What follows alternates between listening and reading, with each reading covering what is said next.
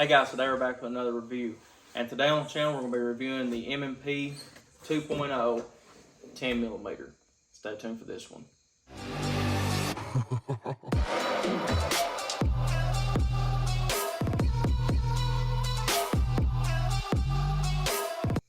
Alright guys, we're back. Once again today we're going to be reviewing the M&P 2.0 in 10mm. This is the 4-inch variant model, just so you all know that. Let's go ahead and press check and make sure this gun is safe to talk about. It is. As you see here, it is unloaded as well. So we are safe to do a review on it. Before we get started with the review though, special thank you to Center Target Firearms and Range in London, Kentucky for lending me this firearm to review for you all. If it wasn't for them, I wouldn't be able to review this firearm for you all. So I'll be leaving a link in the description below to their website and their YouTube channel. So swing by and check them out, show them some love. Also, if you're in the area of London, Kentucky, swing by and check them out in store. They've got tons of new and used firearms in stock at all times, just like this one right here. They also have a very nice range if you'd like to get some range time in, and they have tons of accessories in stock as well. So, swing by and check them out if you can. Also, special thank you to Optics Planet. If it wasn't for them, we wouldn't be able to shoot near as much as we did today in this video. All ammunition you've seen was sponsored by them, so special thank you to them as well. Text 80907 to Golden, and you'll be able to get 5% off all your ammunition purchases on Optics Planet. So once again, 80907 will be what you put in the top, and in the text bar will be Golden, Golden. You get 5% off. I'll leave that in the description below as well if you forget about that, but you want to do it later. But guys, without further ado, let's go ahead and get started. Something I'm actually considering doing for my channel as well is starting to combine the unboxing review and the range review into one. I normally always get less reviews on the unboxing review, but I've also heard people say it was helpful because that's all they wanted to see, is to make sure that, hey, they're picking up a used gun and they want to see what all it did come with. So we have one mag here. We also have another mag here. We have a few different base plates. Just jerk everything out this way.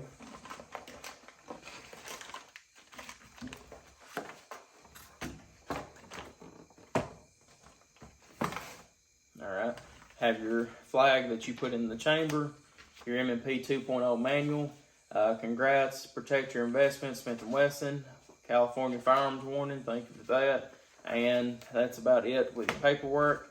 M&P 2.0, 10mm, new flat face trigger, optics ready, gun smarts.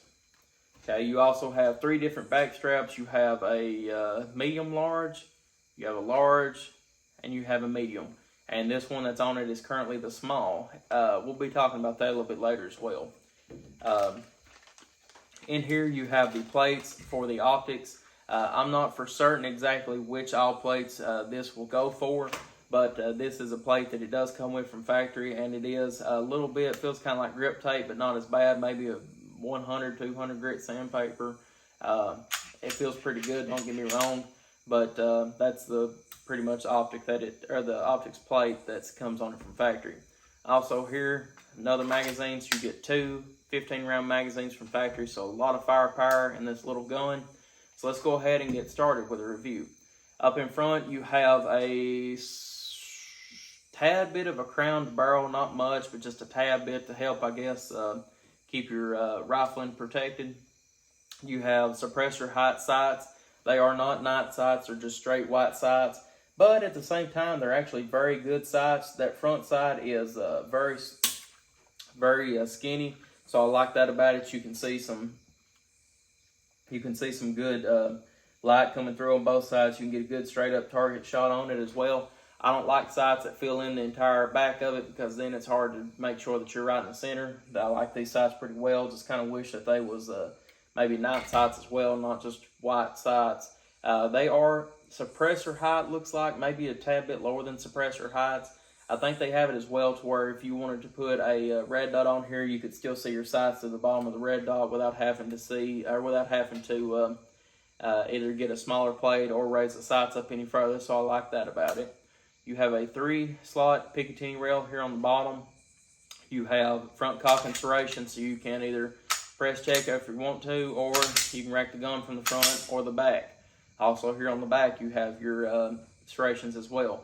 These are the type of serrations like a scale, I guess you would say. They feel pretty good in the hand, and I can get a good purchase on it. press check or rack it back as well. You also have on the other side here, you have your takedown lever, you have your slide release, and you have your safety. So if you'd like a safety, it's got one for you. Trigger is the flat face trigger, what they was talking about. So you have a type of a bend here, which is pretty much the same thing on the Glock. That will help you not pull out or let the gun go off until you really want it to. You pull it straight back. It's got a tad bit of creep, but it does hit a very nice wall there, as you've seen right then. Once you hit that wall, not too bad of a trigger. To be honest with you guys, my biggest upset with this gun is probably the trigger. Not because it's good, but because they almost made it too good without including a few different things in it.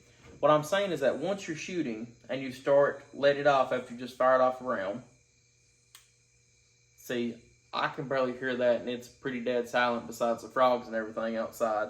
But when you're shooting, you can't hear it, you can't even feel it. And I was letting the trigger all the way out and was having to come back in and then hit that wall and then milk it a tad bit. But that's one thing that I wish that they'd done, is made it a little bit more audible, or a little bit more to where you could have felt the bump there whenever it actually released. Because the reason what was happening is that I was letting it full out, coming back in, and it's such a good trigger that I couldn't find the wall, so I was just pulling through trying to stay on target, and my front sight was deviating from one side to the other. And then before I know it, pow, it'd go off. So that was with the first rounds. It took me a little bit, but after a while, I kind of got used to it. It's still at the end of the shooting era of this video. It still was not perfect. That's one thing that they kind of attempted a little bit too hard at it and lost some of the good stuff that they did have in their trigger.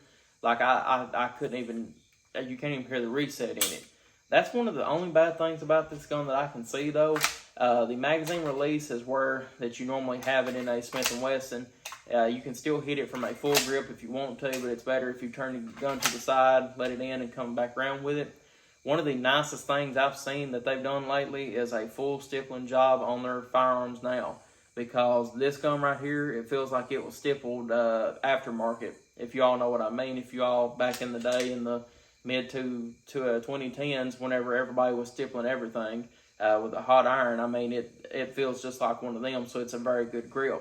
It looks a lot more professional than that, if you know what I mean, because, I mean, literally people's doing it in their garages and it's destroying Glocks, but it feels very good in the hand. I've got the small grip on here because this big of a gun, I want to get as much grip on this gun as I can, especially when shooting it. I tried it as well with the medium grips. They was fine, don't get me wrong, but I wanted the best feel possible that I could, so I put the small grips on it. And I mean, it feels bigger than a 9mm, but it's closer to a 9mm than a Glock 10mm is closer to a 9mm in the feel. You can still feel that it's a 10mm whenever you've got it in your hand, because it still feels very big, especially lengthwise here, as you can tell. But it feels a lot skinnier in the grip, so it will help you mitigate that recoil because you got a full good grip on it. And to be honest with you guys, this gun does kick. It's a 10mm. It's a full house load 10mm. That's what we were shooting today, and it kicks, but it mitigates recoil pretty well. I was getting back on target pretty well, especially with reloads. I mean, I was getting pretty quick there with reloads there for a second. It was just very, very nice to feel. Also, the safety as well. Even though I don't like safeties on guns, I was using that as a gas pedal, which helped keep the gun down as well. Just a very nice shooting gun overall. I did see some accuracy issues, not in per se actual accuracy of the barrel, but more in the sights. They were shooting pretty low to me, maybe about a 6 inches low. I know that's pretty low, and the bad thing about it is that you can't really change the sights out any on this for elevation or windage. So I started Kentucky windaging it pretty well, and I was doing a lot better. But at one point, I was aiming at the gong on the left-hand side, and I missed it like 6 times in a row. And I said, I know I'm holding right in the center of it. So I held it up a tad bit more, and as soon as I did, pulled the trigger, pow, it went off. So I would say 12 o'clock hold will probably be pretty well. I mean, like I said, it's about 6 inches off. And that gong, if you're aiming right in the center of it, 6 inches is missing it. So that's about right, because I went straight to the top and I was hit it right in the center of it. So that's the only bad thing about it. But if you throw on a red dot optic on it, you should be fine. Even stepping out a little bit further at 50 yards, I was aiming a little bit higher above the target, and it was still hitting it right in the chest line every time. So that was fine as well. It wasn't near as noticeable whenever you're shooting the man-sized target, but now on the smaller 12-inch gong, it was you could tell that it was shooting a tad bit low.